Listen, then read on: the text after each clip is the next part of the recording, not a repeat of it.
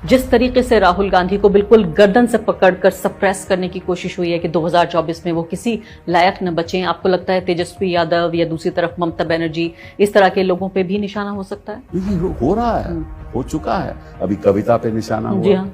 ठीक है ना, उधर उद्धव जी की सरकार उन्होंने ऐसे गिरा दी, वो भी मुकदमा। अब हम लेकिन तो भ्रष्ट लोगों को सबक सिखा रहे हैं ना मोदी जी। नहीं, कौन से भ्रष्ट लोग? वो कह रहे हैं कि हिंदुस्तान का देखा नक्शा है, दो हिस्सों में बटा हुआ है। जहां जहां विपक्ष है वहां सब भ्रष्टाचारी हैं, और जहां जहां भाजपा की सरकार है वो सब दूध के धुले हुए हैं। सेफली कह सकता हूं कि प्रधानमंत्री जी को करप्शन से कोई बहुत नफरत नहीं है। ये आपने बड़े कमाल की चीज कही है। आपने कहा मैं सेफली कह दूं कि प्रधानमंत्री को करप्शन से कोई नफरत नहीं है। आज के बयान के बाद जी सरकार की आपके लिए नफरत बढ़ेगी, क्योंकि आपने खुला कहा कि मोदी साहब हैज नो नफरत विद करप्शन। मैं तो इसको बहुत नाराज होंगे आपसे। कितने ही नाराज हों, जो फैक्ट है वो फैक्ट है। राहुल गांधी जैसे बड़े कद के व्यक्ति को क्या जरूरी था कि वो मोदी नाम लेते? उन्होंने कहा कि उन्होंने ये नहीं कहा सारे मोदी चोर हैं, लेकिन उन्होंने कहा सारे चोर मोदी क्यों हैं? क्या आपको लगता है कि ये उन्हें बचना चाहिए था, उन्हें सावधानी बरतनी चाहिए थी ये सब कहते हुए? नहीं, ऐसे देखिए, ऐसे तो जब आदमी कोई भाषण देता है, जैसे हमारे प्रधानमंत्री जी 2017 में उन्होंने भाषण दिया, उन्होंने कब्रिस्तान की बात की, आपको याद होगा, ठीक है, शमशान और कब्रिस्तान।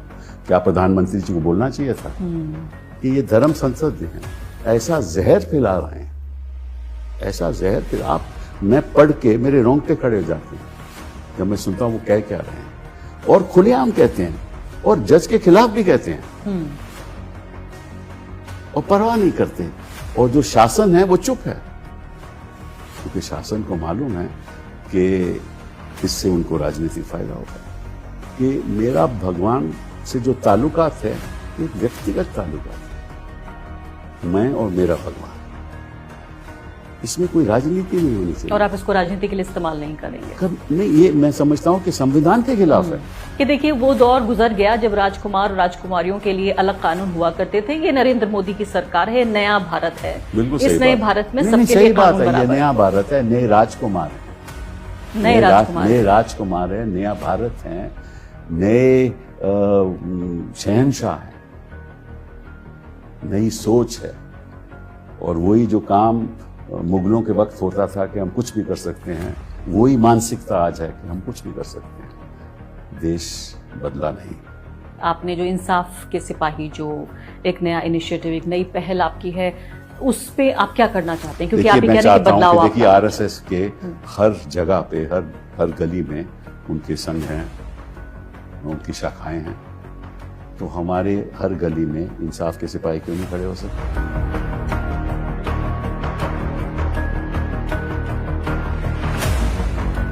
नमस्कार, द वायर में आपका स्वागत है। मैं हूं आरफा खानम शेरवानी।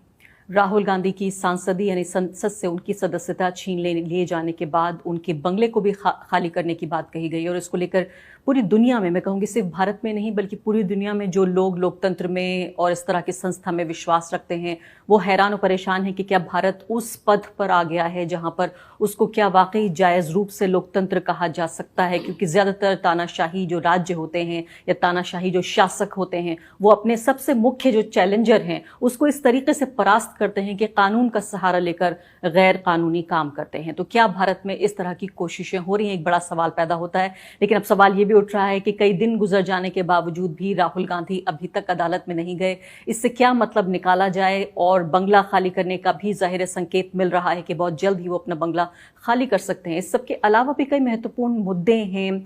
एक साल लगभग अब बचा है जो हमारा लोकसभा चुनाव है अगला 2024 का, उसके मद्देनजर मेरे